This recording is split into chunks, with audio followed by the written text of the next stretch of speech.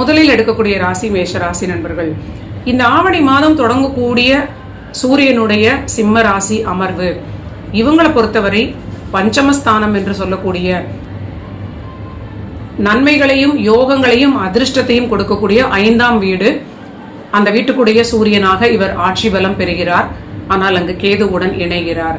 மேலும் 3ஆம் வீட்டில் இருக்கக்கூடிய மிகப்பெரிய ராஜயோகமான 2 கிரகங்கள் சுக்கிரன் குரு, இந்த 2 கிரகங்களுமே இந்த ஆவணி மாதம் தொடங்கும் பொழுது நட்சத்திர சாரத்தை குருவினுடைய புனர்பூசத்தில் மாற்றி இருப்பார்கள். இவர்களை பொறுத்தவரை இது ஒரு நல்ல மாதம் அப்படின்னு சொல்லலாம். நீண்ட நாள் தடைகள் எல்லாமே நீங்கக்கூடிய நல்ல நிலை. சிலருக்கு சில மருத்துவங்களால் புத்திர பாக்கியம் கிடைக்கலாம். இவர்களுடைய குழந்தைகளுக்கும் புத்திர பாக்கியம் கிடைக்கக்கூடிய நல்ல நிலையாக இது காட்டுகிறது. 5ஆம் வீட்டு பலம் அற்புதமான ஒரு நன்மையை கொடுக்கக்கூடிய நிலையாக இவர்களுக்கு பூர்வீக லாபம் சிலருக்கு ஏற்படலாம். கடன்கள் அடைந்து கடன்களை அடைக்கக்கூடிய பண வருமானம், பொருளாதார ஏற்றம் சிலருக்கு ஏற்படலாம். அதே சமயம் பணியில் சிறிது அனுசரித்து செல்வது, பணியில் போராட்டமாக இருக்கக்கூடியவர்கள் அவசரப்பட்டு வேலையை விட்டுவிடாமல் இருப்பது மிகுந்த பாதுகாப்பை கொடுக்கும். விரயஸ்தானத்தில் இருக்கக்கூடிய வக்கர சனியுடைய நிலையும் இவங்களுக்கு ராகு கேதுவுடைய நிலையையும் நம்ம மறக்காமல் நினைவில் வைத்துக் கொள்ள வேண்டும். நீண்ட நாள் விருப்பங்களாக குழந்தை தொடர்பான விஷயங்கள் கிடைக்கும்.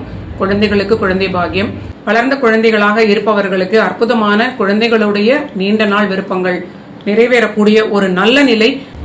வேறு சில கிரக மாற்றங்களும் இருக்கக்கூடிய நிலையில் ஆவணி மாதம் 4ஆம் தேதி சுக்கிரன் கிரகம் மிதுனத்திலிருந்து கடகத்திற்கு மாறுகிறார். ஆவணி மாதம் 14ஆம் தேதி கடக ராசியில் நீண்ட நாள்களாக சூரியனுடன் இணைந்திருந்த புதன் கிரகம் அவர் சூரியனுடன் இணைந்து சிம்மத்தில் அமரப்போகிறார். அதன் பிறகு இறுதியாக ஆவணி மாதம் 26ஆம் தேதி, ஆங்கில மாதத்தில் செப்டம்பர் 13ஆம் தேதி மேஷ ராசியின் அதிபதியான செவ்வாய் கிரகம் கன்னியிலிருந்து துலாம் ராசிக்கு மாறுகிறார். ஸோ இதுதான் மேலும் சில கிரக மாற்றங்களாக இந்த ஆவணியில் பார்க்கக்கூடியது.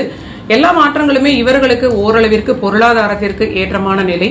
ஆனால் செவ்வாய் கிரகம் 6இல் இருக்கும் வரை உங்களுக்கு ஆரோக்கியத்தில் மிக அதிக எச்சரிக்கையுடன் கவனமாக பார்த்து கொள்ள வேண்டிய ஒரு நிலையினை சொல்லலாம். முக்கியமாக புதன் கிரகம் 4இலிருந்து 5ற்கு மாறக்கூடிய வரை கொஞ்சம் அதிகமான எச்சரிக்கை தேவை. ஹார்ட் சம்பந்தமான விஷயங்களில் ஆல்ரெடி பிரச்சனை இருப்பவர்கள் ரொம்ப நிதானமாக எச்சரிக்கையாக பார்த்துக் கொள்வது. இந்த ஆவணி முழுவதுமாக வயிற்றில் அசிடிட்டி தொல்லை அதிகம் இருப்பதற்கு வாய்ப்பு இருக்கிறது. தூக்கத்தில் பிரச்சனை இருந்தால் அசிடிட்டி வரும். ஆன் டைம் உணவு எடுக்கவில்லை அப்படின்னா அசிடிட்டி வரும். ஓவர் திங்கிங் இருந்தால் அசிடிட்டி வரும். ஸோ மேஷ ராசிக்கு இது ஒன்று மட்டும் ரொம்ப எச்சரிக்கையான பலன்கள். மற்றபடி ரொம்ப ஏற்றமான நல்ல நிலையாகவே இது காட்டுகிறது.